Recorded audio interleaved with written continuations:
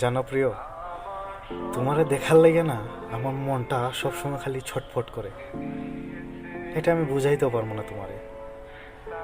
খাঁচায় বন্দি পাখিটা যেমন ছটফট করে বাইরে উড়াল দেওয়ার জন্য, ঠিক তেমনি আমার এই মনটা তোমারে দেখার লাইগা খুব ছটফট করে।